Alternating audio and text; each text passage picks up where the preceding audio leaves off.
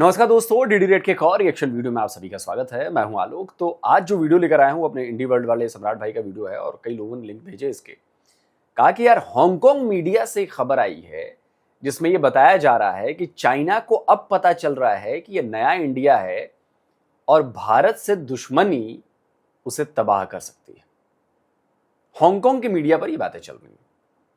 तो चलिए जरा देखते हैं कि भाई ऐसी क्या खबर आ गई। तो आप में से बहुत सारे लोगों को पता होगा कि हांगकांग जो है किस तरीके से चाइना ने हांगकांग को अपने अंदर समाया था, और आज भी बहुत सारे लोग हैं जो कि उससे बिल्कुल भी खुश नहीं हैं और खुद को एज ए चाइना का पार्ट भी नहीं मानते हैं। तो आज का जो मीडिया रिपोर्ट है वो ऐसा ही एक एग्जाम्पल है जहाँ पे एक हांगकांग के ही एक पर्सन जो है बेसिकली इन्होंने बताया है कि जिस लेवल पे चाइना को बोला जाता है कि हमारे देश के व्लॉगर्स तो आए दिन चले जाते हैं वहाँ पे चाइना के जूते चाटने, और एक चीज़ होता है कि कोई चीज़ अच्छा हो और उसको बताना वो एक चीज़ होता है, और जूते चाटने जो है जूता चाटना दूसरा चीज़ होता है। ब्रिटिश के ज़माने से हमारे देश में चाटुकारिता का एक श्रेणी है अलग सा, जो कि हमेशा खुद को एज अ टॉप कभी वो मान ही नहीं पाते हैं। या तो कभी अमेरिका या फिर यूके या फिर चाइना, कोई ना कोई गॉडफादर उनको चाहिए होता है जूते चाटने के लिए। लेकिन बहुत सारे इंडिपेंडेंट एनालिस्ट जो है जो कि प्रॉपर जियोपॉलिटिक्स को समझते हैं वो इंडिया के पावर को, इंडिया के स्ट्रेटेजिक पावर को समझते हैं, और चाइना का भी जो है फेक फ्लैम्बॉयंट जो है जो कि ऊपर में ज़्यादा दिखावट ज़्यादा है, जो कि ऑपरेशन सिंदूर में भी प्रूव हो चुका है, तो वो ज़्यादा है, वो पता है उनको, उसके बारे में बहुत अच्छे से जानते हैं और उसको एनालाइज किया है। तो यहाँ पे बेसिकली बताया गया है उस हांगकांग के एनालिस्ट द्वारा कि चाइना की वीकनेस क्या है वो इंडिया को बहुत अच्छे तरीके से पता है, और वक्त आने पे इंडिया बहुत अच्छे से उसको एक्सप्लॉइट करेगा। ये 1962 में एक तरफा वॉर होने वाला नहीं है अभी, क्योंकि इंडिया अब अवेयर है चाइना के रियल कैरेक्टर के बारे में। मिलिट्री और मिलिट्री अफेयर्स ब्यूरो के 5वें एपिसोड में आपका स्वागत है। चीन के लिए सबसे मुश्किल स्ट्रैटेजिक कॉन्फ्लिक्ट इंडियन ओशन में चल रहा है। लिबरेशन आर्मी और इंडियन आर्मी के बीच की टक्कर अब एक निर्णायक मोड़ पर पहुंच चुकी है। Hello everyone. पिछले कुछ वर्षों में भारत की मिलिट्री पावर पर चर्चा करने के कई मौके सामने आए हैं, क्योंकि दुनिया के अलग अलग हिस्सों में भारत ने अपने स्ट्रेटेजिक एलाइज की तलाश तेज कर दी है। ऐसा लगता है कि भारत अब हर मोर्चे पर एक मजबूत और भरोसेमंद पार्टनर बनने की दिशा में आगे बढ़ रहा है। लेकिन क्या भारत की मिलिट्री स्ट्रेंथ दुनिया की इन विशाल उम्मीदों को पूरा करने के लिए सफिशिएंट है? मैंने भारत की डिप्लोमेसी पर काफी रिसर्च की है और मेरे कई भारतीय दोस्त हैं जो इस विषय में बहुत इंटरेस्ट रखते हैं। जब इंडियन मिलिट्री पावर की बात होती है तो आमतौर पर फायर पावर के आधार पर उसका असेसमेंट किया जाता है। अगर केवल फायर पावर के आधार पर देखा जाए तो कई मिलिट्री थिंकर्स भारत को दुनिया में चौथे स्थान पर रखते हैं। चाहे बात फायर पावर की हो या मिलिट्री पावर की, इसमें टेक्नोलॉजी, सैनिकों की संख्या, सेना की क्वालिटी और एक्चुअल कॉम्बैट परफॉर्मेंस जैसे कई पहलू शामिल होते हैं। तो अगर अमेरिका को पहला, रूस को दूसरा और चीन को तीसरा स्थान दिया जाए तो भारत को भी अक्सर चौथे स्थान पर रखा जाता है। तो अगर भारत की बात करें तो चीनी नजरिए से उसे तीसरा नहीं बल्कि चौथा स्थान दिया जाता है। उसके आकार और स्केल को देखते हुए चाहे उसे चौथे स्थान पर रखा जाए या 5वें पर, यह काफी हद तक ग्लोबल नॉर्म्स और असेसमेंट्स के अनुरूप ही माना जाता है। लेकिन असली सवाल यह है कि आपको इसके पीछे की वास्तविक क्षमता को भी समझना होगा। अगर भारत को एक रीजनल पावर माना जाए तो इसमें कोई संदेह नहीं है, लेकिन अगर भारत को पूरी दुनिया में एक सुपर पावर बनना है तो केवल सैन्य ताकत नहीं बल्कि ग्लोबल इन्फ्लुएंस को भी देखना पड़ेगा। बेशक हर देश के अपने अपने क्राइटेरिया होते हैं, लेकिन आपने ग्लोबल इन्फ्लुएंस की बात की तो पहले उसकी डेफिनेशन तय कर लेते हैं। क्या कोई देश वास्तव में वर्ल्ड पावर है या वो अब भी सिर्फ एक रीजनल पावर है? अगर वो रीजनल पावर है तो उसकी सीमा साउथ एशिया तक मानी जाएगी या केवल भारत के एरिया ऑफ इन्फ्लुएंस तक? और खासकर अमेरिका में भारत की सब्जेक्टिव ग्लोबल इन्फ्लुएंस कैपेबिलिटी दूसरे देशों की तुलना में कितनी अलग है? पहले वर्ल्ड पावर और रीजनल पावर की डेफिनेशन पर बात करते हैं। एक वर्ल्ड पावर की डेफिनेशन यह होती है कि वो दुनिया के किसी भी हिस्से में प्रभाव डाल सके और अपनी शक्ति का इस्तेमाल कर सके। इसका सबसे स्पष्ट उदाहरण यूनाइटेड नेशंस जैसे ग्लोबल फोरम्स में दिखाई देता है। वे अभी यूनाइटेड नेशंस जैसी संस्थाओं में परमानेंट और निर्णायक स्थिति हासिल नहीं कर पाए हैं, लेकिन आप देख सकते हैं कि आज भारत की आवाज दुनिया भर में सुनी जाती है। अगर भविष्य में यूनाइटेड नेशंस में 1 या 2 नई स्थायी सीटें जोड़ने की बात होती है तो सच कहें तो चर्चा जापान से ज्यादा भारत को लेकर होती है। इससे साफ दिखता है कि भारत अब ग्लोबल पावर सिस्टम में एक महत्वपूर्ण सपोर्टर और प्रभावशाली खिलाड़ी बन चुका है। लेकिन क्या इसे ऑफिशियल तौर पर एक वर्ल्ड पावर माना जा सकता है? देखिए, जो पॉइंट है ना यूनाइटेड नेशन सिक्योरिटी काउंसिल वाला, ये इसलिए भी मैं इसको थोड़ा सा एलोबरेट करना चाहूँगा, क्योंकि देखिए, जब यूएनएससी के 5 मेंबर्स बने, वीटो पावर्स दिए गए, 5 ही मेंबर है ना, वीटो पावर्स दिए गए, उस समय दुनिया अलग थी, उस समय दुनिया के इक्वेशंस अलग थे, उस समय दुनिया का जो पावर स्ट्रक्चर था वो डिफरेंट था। आज डिफरेंट है। आज भारत उसमें एक इंपॉर्टेंट प्लेयर है, भारत उसमें एक इंपॉर्टेंट रोल अदा कर रहा है। और भारत की तरफ से आपने देखा होगा पिछले 5-7 सालों में जिस तरह से यूनाइटेड नेशन को क्रिटिसाइज किया गया है कि दुनिया की सबसे बड़ी आबादी वाले देश को आप इग्नोर नहीं कर सकते, दुनिया की चौथी सबसे बड़ी मिलिट्री पावर को आप इग्नोर नहीं कर सकते, और भारत अपनी ये बात मनवाएगा। आज नहीं तो कल यूएनएससी में चेंजेस करने होंगे, आज नहीं तो कल भारत को उसमें शामिल करना होगा, परमानेंट सीट देनी होगी। और इसमें हमें बहुत सारे देशों का समर्थन मिल रहा है। बहुत सारे देश हैं जो भारत के परमानेंट सीट को सपोर्ट कर रहे हैं, वो प्रेशर डाल रहे हैं यूएन पर, और यूएन को एक दिन ये रिफॉर्म्स करने होंगे, भारत को शामिल करना होगा। इस पर अब भी कई लोगों को संदेह है। जहां तक रीजनल पावर की बात है तो पूरे साउथ एशिया में भारत को एक बड़े भाई की तरह देखा जाता है, लेकिन अगर आपको वर्ल्ड पावर बनना है तो सबसे पहले मिलिट्री कैपेबिलिटी की बात करनी होगी। और पारंपरिक नजरिए से देखें तो भारत की सैन्य शक्ति अभी भी सीमित मानी जाती है, क्योंकि अगर आपकी सेना दुनिया के किसी भी हिस्से तक प्रभावी ढंग से नहीं पहुंच सकती तो एक सीमा के बाद आप उस क्षेत्र पर प्रभाव भी नहीं डाल सकते। जैसा कि अमेरिका को देखें, उसके पास ग्लोबल मिलिट्री प्रेजेंस है, दुनिया भर में उसके ओवरसीज बेसिस हैं और कई देशों के साथ उसके बेहद करीबी संबंध हैं।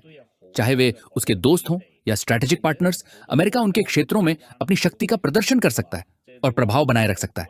लेकिन भारत के लिए यह उतना आसान नहीं है।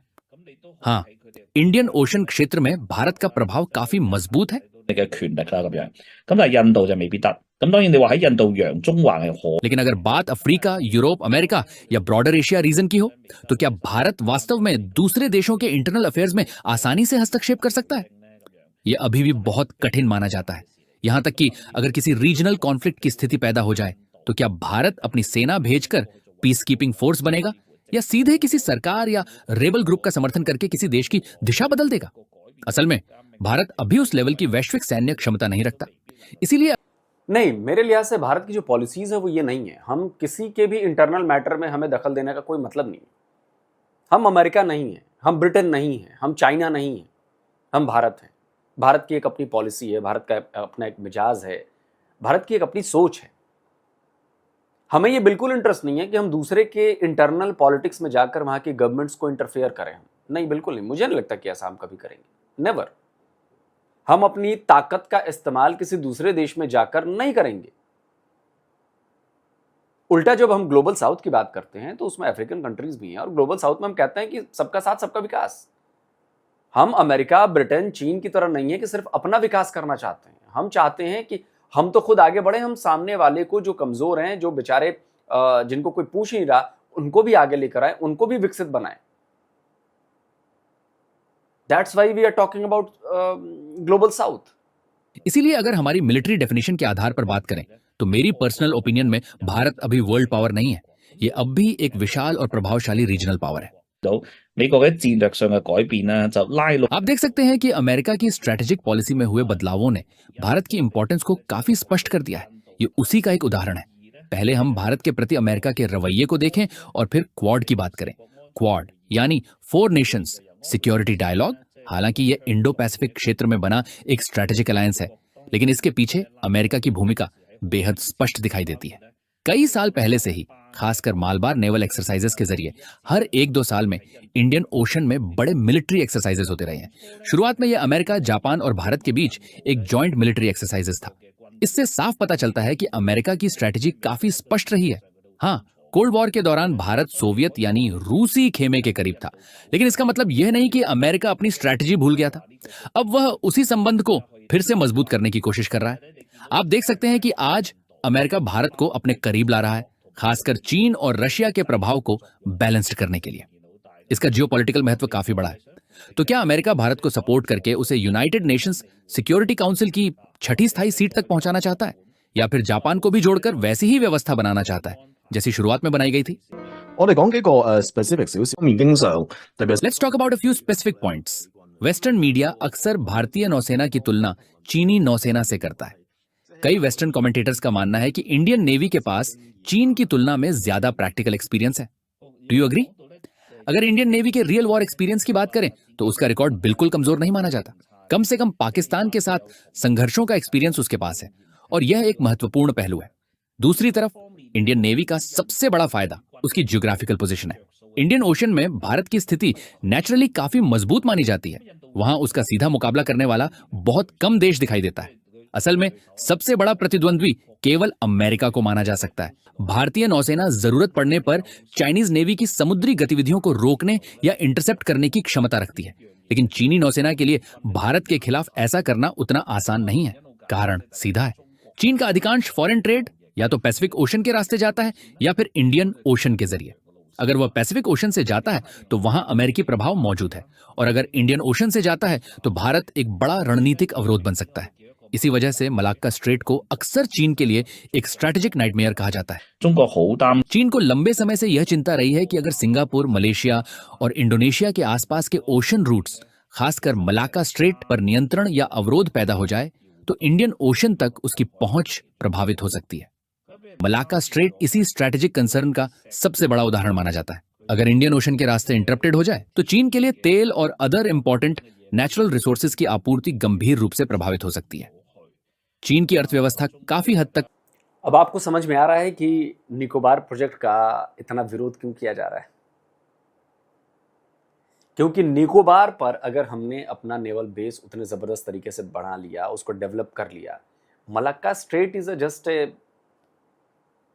Piece of cake. Malacca strait पर हमारी मर्जी के बिना एक हाथ से बनी हुई नाव भी नहीं जा सकेगी। वैसे जा अभी भी नहीं सकती, लेकिन अभी क्या है ना, अभी परेशानियां हैं, इंफ्रा हमारा उस लेवल का नहीं है। हमें बार बार अपने मेन बेस पर आना पड़ेगा। हमारी नेवी को मेन बेस बहुत दूर है उससे, मेन लैंड जो है वो बहुत दूर है मलक्का स्टेट से। बट अंडमान निकोबार वो जगह है जहां पर हम किसी की भी गर्दन, और खासकर चाइना की गर्दन पकड़कर दबा देंगे और चाइना कुछ नहीं कर पाएगा। मैं एक सिनेरियो देता हूं कि अगर मान लीजिए हमारा बेस बन जाता है, निकोबार प्रोजेक्ट जो डेवलप हो रहा है, हमें रसद के लिए, एम्युनिशन के लिए, बाकी चीज़ों के लिए हमें मेनलैंड नहीं आना, आंध्र प्रदेश नहीं आना, हमें तमिलनाडु नहीं आना, इधर मतलब इधर नहीं आना, हमें ओडिशा नहीं आना, इधर हमें वहीं पर सारी चीज़ें अवेलेबल हैं। और वो बहुत बड़ा महत्वाकांक्षी प्रोजेक्ट है और मुझे लगता है कि वो बिल्कुल होना चाहिए। हमारी स्ट्रेटेजिक लोकेशन है, हमारे पास ताकत है और हम कर सकते हैं। व्यवस्था काफी हद तक मैरीटाइम ट्रेड और एनर्जी इंपोर्ट्स निर्भर है। इसीलिए इंडियन ओशन में किसी भी तरह की नाकेबंदी उसके लिए बेहद खतरनाक स्थिति पैदा कर सकती है। इसी संदर्भ में अंडमान एंड निकोबार आइलैंड्स को भारत की एक महत्वपूर्ण स्ट्रैटेजिक पोजीशन माना जाता है, क्योंकि वहां से भारत जरूरत पड़ने पर चाइनीज शिपिंग रूट्स और एनर्जी सप्लाई लाइंस पर निगरानी या दबाव बना सकता है। 咽喉。咁所以 अगर इंडियन नेवी की तुलना चाइनीज नेवी से की जाए तो इंडियन नेवी उतनी बड़ी या शक्तिशाली न मानी जाए जितनी चाइनीज नेवी है।海軍即係嗰個 कई विश्लेषकों के अनुसार चाइनीज नेवी आज दुनिया की सबसे बड़ी नेवल फोर्स में से एक बन चुकी है, लेकिन भारत के पास एक प्राकृतिक स्ट्रैटेजिक एडवांटेज मौजूद है। उसकी जियोग्राफिकल लोकेशन चीन की समुद्री रणनीति के लिए एक बड़ा चैलेंजिंग फैक्टर्स बन जाती है। चीन की टू वे स्ट्रैटेजी यानी पैसिफिक ओशन और इंडियन ओशन, दोनों दिशाओं में विस्तार की नीति आज कई समस्याओं का सामना कर रही है। पैसिफिक क्षेत्र में अमेरिका की मजबूत नेवल प्रेजेंस और आइलैंड चेन स्ट्रैटेजी लंबे समय से चीन के लिए चुनौती रही है। वहीं दूसरी तरफ मलाक्का स्ट्रेट का मुद्दा भी ऐसा स्ट्रैटेजिक प्रेशर पॉइंट है जिसका समाधान चीन लगातार खोजने की कोशिश कर रहा है। बेशक इस विषय पर हम आगे और विस्तार से चर्चा करेंगे। मुझे खास तौर पर इस बात में दिलचस्पी है कि चीन मलाक्का स्ट्रेट की चुनौती को पार करने के लिए कौन सी रणनीति अपना रहा है, विशेषकर उस स्थिति में जब भारत अपनी नेवल फोर्सेस के जरिए चीन की समुद्री गतिविधियों को सीमित करने की कोशिश करता है। हालांकि चीन के पास भी अपने जवाब और रणनीतिक विकल्प मौजूद हैं। मुझे याद है कि लगभग 10 साल पहले भारत ने सोमालिया के पास एंटी पायरेसी नेवल ऑपरेशंस में हिस्सा लिया था। उस दौरान भारतीय नौसेना की कार्रवाई काफी सटीक और प्रभावशाली मानी गई थी। 咁話都幾精準。咁你話可唔可以係 चाइना के लिए विदेशों में बड़ी संख्या में ओवरसीज मिलिट्री बेसिस बनाना अपने आप में काफी मुश्किल काम है। इसके पीछे केवल अमेरिका की प्रिवेंशन ही नहीं बल्कि अन्य बड़े देशों की जियोपॉलिटिकल लिमिटेशंस भी शामिल होती हैं। उदाहरण के तौर पर स्ट्रिंग ऑफ पर्ल्स स्ट्रैटेजी के तहत चाइना ने भारत के आसपास कई स्ट्रेटेजिक पोर्ट्स और मिलिट्री फैसिलिटीज डेवलप करने की कोशिश की ताकि भारत के प्रभाव को बैलेंस किया जा सके और मलाक्का स्ट्रेट पर संभावित भारतीय दबाव को कम किया जा सके। लेकिन वास्तव में इस स्ट्रेटजी को लागू करने के दौरान चीन को कई चुनौतियों और भारत की ओर से इनडायरेक्ट ऑपोजिशन का सामना करना पड़ा। कई बार केवल इंफ्रास्ट्रक्चर बनाना ही पर्याप्त नहीं होता, उसे पॉलिटिकल सपोर्ट, लोकल स्टेबिलिटी और लॉन्ग टर्म स्ट्रेटेजिक सिक्योरिटी की भी जरूरत होती है। इसीलिए अगर चीन अपनी हार्ड पावर के जरिए भारत और अमेरिका का सामना करना चाहता है तो उसके पास विल पावर और स्ट्रेटेजिक प्लानिंग जरूरत है, लेकिन फाइनल रिजल्ट क्या होगा ये अभी भी पूरी तरह स्पष्ट नहीं है। ऐसे कई क्षेत्र हैं जहां आने वाले समय में स्थिति को ध्यान से देखना और परखना पड़ेगा। 好多地方都要觀望。 तो चीन के स्ट्रिंग ऑफ पर्ल्स का जवाब भारत का है नेकलेस ऑफ डायमंड। अब ये जरा पूरा ये सिनारी देखिए, तस्वीर देखिए। जहां जहां आपको चाइना का फ्लैग नजर आ रहा है ये स्ट्रिंग ऑफ पर्ल्स का उसका प्लान है जहां पर चाइना की मौजूदगी है, और जहां जहां आपको भारत का फ्लैग नजर आ रहा है वहां वहां नेकलेस ऑफ डायमंड है जो काउंटर है चीन के पर्ल ऑफ स्ट्रिंग्स का। तो ऐसा नहीं है कि कोई काउंटर नहीं हो रहा चीन का, चीन के खिलाफ भी स्ट्रेटेजी है और बिल्कुल जबरदस्त तरीके वाली स्ट्रेटेजी है, नेक टू नेक स्ट्रेटेजी है। नौसेना के अलावा हमें ग्राउंड फोर्सेस यानी आर्मी की भी बात करनी होगी, क्योंकि 1962 के सिनो इंडियन बॉर्डर वॉर को आज भी कई इंडियन नेशनलिस्ट एक परमानेंट पेन और राष्ट्रीय अपमान के रूप में देखते हैं। उस समय की हार को लेकर भावनाएं आज भी काफी गहरी हैं। इसी वजह से सिनो इंडियन बॉर्डर डिस्प्यूट आज तक पूरी तरह शांत नहीं हो पाया है। अगर भविष्य में चीन और भारत के बीच सीमा पर फिर से बड़े स्तर का संघर्ष या युद्ध होता है तो क्या वह 1962 की तरह पूरी तरह एक तरफा होगा? यह एक बहुत बड़ा सवाल है। असल में यह मुद्दा कोई पुरानी बात नहीं है। कुछ साल पहले भी सिनो इंडियन बॉर्डर पर खासकर नदी और घाटी वाले क्षेत्रों में कई तनावपूर्ण झड़पें हुई थीं। हम वास्तव में उन्हीं संघर्षों की बात करना चाहते हैं, क्योंकि चीन और भारत की सीमा बेहद लंबी है और वहां कई इलाकों को लेकर गंभीर विवाद मौजूद हैं। 但係咧，我哋想講啦，中印邊境咧其實好長嘅。咁啊，其實佢哋比較爭拗咧，我哋有3條。 बॉर्डर एरिया को मुख्य रूप से 3 हिस्सों में बांटा जाता है, वेस्टर्न सेक्टर, मिडिल सेक्टर और ईस्टर्न सेक्टर। पिछली बार जिस नदी घाटी वाले क्षेत्र में तनाव हुआ था वो वेस्टर्न सेक्टर में लोकेटेड था। वहां कई डिस्प्यूटेड एरियाज मौजूद हैं। असल में चीन और भारत दोनों ही इन इलाकों में लगातार छोटे छोटे डिफेंसिव स्ट्रक्चर्स बनाते रहते हैं। कभी कोई एक पहाड़ी पर कब्जा करता है तो दूसरी तरफ दूसरा देश पास की ऊंचाई पर अपनी मौजूदगी बढ़ाता है। कहीं टेंट्स लगाए जाते हैं, कहीं छोटे बैरक, ऑब्जर्वेशन पोस्ट्स और अस्थायी बंकर बनाए जाते हैं। कभी कभी यह स्थिति ऐसी लगती है जैसे बचपन में लोग खेल के दौरान अपनी अपनी जगह पर कब्जा जमा रहे हों।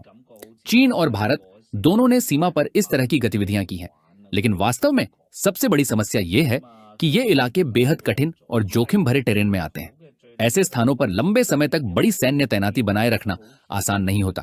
सबसे सीधी वजह यह है कि वहां की जलवायु, ऊंचाई और लॉजिस्टिक्स बेहद चुनौतीपूर्ण है। आपने देखा होगा कि पिछली बार नदी घाटी वाले क्षेत्र में जो संघर्ष हुआ था वो भी बहुत लंबे समय तक नहीं चल सका। अगर दिनों में गिने तो वह सीमित समय का ही टकराव था। 用日數嚟計。咁其實大部分時間 असल में वहां ज्यादातर समय बर्फबारी और तेज हवाएं चलती रहती हैं। यह समझना आसान है क्योंकि चीन और भारत की अधिकांश सीमाएं हिमालय के हाई माउंटेनस एरियाज में लोकेटेड हैं। ये पूरी तरह रग्ड माउंटेन टेरेन है। इसी वजह से वहां सैन्य तैनाती बनाए रखना बेहद कठिन होता है। ट्रांसपोर्टेशन और सप्लाई दोनों ही बहुत मुश्किल काम है। सैनिकों तक भोजन, ईंधन और हथियार पहुंचाना आसान नहीं होता। साथ ही ऐसे इलाके भी बहुत कम हैं जहां दोनों सेनाएं बड़े पैमाने पर सीधे युद्ध कर सकें। इसीलिए प्रैक्टिकली देखा जाए तो दोनों देशों के लिए शांति बनाए रखना ही सबसे बेहतर विकल्प माना जाता है। बेशक चीन और भारत ने कई वर्षों तक सीमा पर शांति बनाए रखी है, लेकिन अनफॉर्चुनेटली दोनों पक्षों में नेशनलिज्म काफी मजबूत है। चीन में अपना नेतृत्व है और भारत में मोदी सरकार का प्रभाव काफी बड़ा है। लेकिन भारत एक चीज में वास्तव में काफी कुशल माना जाता है। दुनिया भर से मिलिट्री इक्विपमेंट खरीदने के मामले में भारत की स्थिति काफी मजबूत है और सबसे बड़ी बात यह है कि इस वजह से उस पर आसानी से सैंक्शंस नहीं लगाए जाते। अगर रशिया से हथियार खरीदने हो तो रशिया उपलब्ध है, अगर इजराइल से एडवांस्ड सिस्टम्स लेने हो तो इजराइल उपलब्ध है, और अगर अमेरिका से मिलिट्री टेक्नोलॉजी चाहिए तो अमेरिका भी तैयार रहता है। भारत के पास बड़ी मात्रा में अमेरिकन इक्विपमेंट भी मौजूद है। इसीलिए मिलिट्री इंफ्रास्ट्रक्चर और एयर ऑपरेशंस को लेकर भारत के पास कई विकल्प होते हैं। इसीलिए यह पूरा विषय केवल सैन्य शक्ति का नहीं, बल्कि जियोपॉलिटिक्स, लॉजिस्टिक्स और स्ट्रेटेजिक बैलेंस का भी मामला बन जाता है। 宣戰兵法鬥嘅，咁啊都係以 असल में दोनों देशों के बीच आइडियोलॉजिकल डिफरेंसेस काफी गहरे हैं, लेकिन पिछले 2 वर्षों में आर्थिक चुनौतियों के कारण सीमा पर आइडियोलॉजिकल कॉन्फ्लिक्ट कुछ कम दिखाई दिए है। ये एक पॉजिटिव साइन माना जा सकता है। दोनों पक्ष अब मिलिट्री कोऑपरेशन और मिलिट्री एक्सचेंजेस पर ज्यादा ध्यान देने की कोशिश कर रहे हैं। पिछले समय में दोनों देशों के बीच कई ग्रुप लेवल मीटिंग्स भी हुई, जिनका मुख्य उद्देश्य यह था कि सीमा पर सैनिकों के बीच शारीरिक टकराव को कैसे कम किया जाए। पहले एक इनफॉर्मल रूल्स काफी महत्वपूर्ण माना जाता था। अगर कोई संघर्ष हो भी तो वह कोल्ड कॉन्फ्लिक्ट रहे, हॉट कॉन्फ्लिक्ट न बने, यानी स्थिति इतनी न बढ़े कि फायर आर्म्स या बड़े हथियारों का इस्तेमाल होने लगे। हालांकि कई बार सीमा पर अजीब परिस्थितियां भी देखने को मिली। कहीं मैस्केप वेपन, डंडे या नुकीली चीजें इस्तेमाल हुई, तो कहीं सैनिकों के बीच हाथापाई तक की घटनाएं सामने आई। लेकिन व्यापक नजरिए से देखें तो दोनों देशों ने अब तक काफी हद तक रिस्ट्रेंट यानी संयम बनाए रखा है। आखिरकार चीन और भारत दोनों ही बड़े न्यूक्लियर पावर्स हैं। दोनों पक्ष जानते हैं कि अगर स्थिति पूरी तरह नियंत्रण से बाहर चली जाए तो उसका परिणाम बेहद गंभीर हो सकता है। इसी वजह से दोनों देशों के बीच एक प्रकार की स्ट्रेटेजिक लिमिटेशन और म्यूचुअल रिस्ट्रेंट देखने को मिलती है। 為咧，我覺得啦，其實雙方 मेरे हिसाब से कूटनीति और सैन्य मामलों में दोनों देशों के नेता अब भी काफी हद तक रैशनल यानी प्रैक्टिकल थिंकिंग रखते हैं। अंत में अब बात करते हैं उस विषय की जिसे चीन में कुछ लोग नेट आर्मी या ऑनलाइन इंफॉर्मेशन फोर्स कहते हैं। असल में भारत की आईटी कैपेबिलिटी भी बेहद मजबूत मानी जाती है। अगर भविष्य में इंफॉर्मेशन वॉर या साइबर इन्फ्लुएंस की स्थिति बनती है तो क्या भारत उस क्षेत्र में वर्ल्ड क्लास स्तर रखता है? भारत की नेट आर्मी शायद चीन जितनी प्रसिद्ध नहीं है, लेकिन पूरी दुनिया जानती है कि भारतीयों का आईटी लेवल काफी ऊंचा माना जाता है। उदाहरण के तौर पर दुनिया की कई बड़ी कंपनियों में भारतीय मूल के सीईओज मौजूद हैं। ग्लोबल टेक इंडस्ट्री में भी बड़ी संख्या में भारतीय आईटी प्रोफेशनल्स और इंजीनियर्स काम कर रहे हैं। चाहे सिलिकॉन वैली हो या दूसरी बड़ी टेक्नोलॉजी कंपनीज, इंडियन टैलेंट की मौजूदगी हर जगह दिखाई देती है। इसलिए आईटी पावर और टेक्निकल कैपेबिलिटी के मामले में भारत की क्षमता पर शायद ही कोई संदेह करता हो। 我哋而家五輕直谷啦，已經即係好多地方咁樣。咁所以你話 I.T. 實力嘅無可置疑。 ये बात काफी सिंपल है। जैसे पहले जब चीन और भारत के बीच सीमा तनाव बढ़ा था, तब आपने देखा कि पुतिन सामने आए। उन्होंने दोनों पक्षों को मस्को बुलाया, मुलाकात करवाई, दोनों नेताओं के साथ तस्वीरें खिंचवाई और माहौल को शांत करने की कोशिश की। ऐसी परिस्थितियों में दोनों देशों को अपने अपने तरीके से फायदा भी मिलता है। उदाहरण के तौर पर भारत को मिलिट्री सप्लाईज मिल सकती है और चीन को व्यापारिक या रणनीतिक ऑर्डर्स और सहयोग मिल सकता है। संक्षेप में कहें तो दोनों देश कई बार प्रतिस्पर्धा के बावजूद एक दूसरे के साथ प्रैक्टिकल बैलेंस बनाए रखते हैं। असल में चीन और भारत दोनों के पीछे बड़े जियोपॉलिटिकल पार्टनर्स मौजूद हैं, जिनमें रूस की भूमिका काफी महत्वपूर्ण मानी जाती है। बेशक इस बात पर बहस हो सकती है कि क्या रशिया वास्तव में चीन का बड़ा भाई है या नहीं, लेकिन भारत के साथ रशिया के ऐतिहासिक संबंध काफी पुराने और गहरे रहे हैं। इसी वजह से वर्तमान सीमा तनाव और संघर्षों को लेकर कई विश्लेषक अभी भी स्थिति को अपेक्षाकृत नियंत्रित और आशावादी नजरिए से देखते हैं। 時咧都仲比較樂 चलिए दोस्तों, वीडियो खत्म हो गया। अच्छा वीडियो था, अच्छी जानकारी थी, एनालिसिस अच्छी थी और मैं ज़्यादातर बातों से इससे अग्री करता हूँ। देखिए, चाइना भी अपना खेल खेलता रहता है, वो पाकिस्तान को सपोर्ट करता है, पाकिस्तान के जो टेररिस्ट इंफ्रास्ट्रक्चर है उनको सपोर्ट करता है, उनको बचाता है यूनाइटेड नेशन में। अभी लेटेस्ट मैं आपको बता दूं कि भारत ने बिल्कुल फॉर्मली आधिकारिक तौर पे जो हमारे प्रवक्ता हैं एमईए के जायसवाल साहब, उन्होंने प्रेस कॉन्फ्रेंस में कहा कि हमें पता है कि चाइना ने ऑपरेशन सिंदूर के दौरान खुलेआम पाकिस्तान की मदद की है और इस पर भारत की तरफ से प्रोटेस्ट दर्ज कराया गया है। बोला गया है कि the ministry of external affairs on Tuesday said China should reflect on whether its attempts to shield Pakistan's terrorist infrastructure impact its reputation standing. और ये बहुत बड़ी बात है। भारत ने साफ साफ कह दिया गया है कि चीन ये क्लियर करे कि अगर वो पाकिस्तान के आतंकवादी इंफ्रास्ट्रक्चर को सपोर्ट करता है, उन्हें शील्ड करता है, बचाता है, तो ये आपके रेपुटेशन और स्टैंडिंग पर सवालिया निशान है। और ये डिप्लोमेटिकली ये बहुत सही काम किया है भारत। आपको कहीं ना कहीं अकाउंटेबिलिटी देनी पड़ेगी। आप आतंकवाद को इस तरह सपोर्ट नहीं कर सकते, आप आतंकवाद को इस तरह शील्ड नहीं कर सकते, और चाइना ये कर रहा है पाकिस्तान के मामले में। तो कल को जब सवाल पूछे जाएंगे तो चीन के लिए जवाब देना मुश्किल होगा। फिर देखते हैं। दोस्तों, आप क्या कहते हैं इस पूरे सिनेरियो पर? कमेंट करिए, अपनी राय दीजिए। जल्दी मिलता हूं एक और नए वीडियो के साथ। नमस्कार, जय हिंद।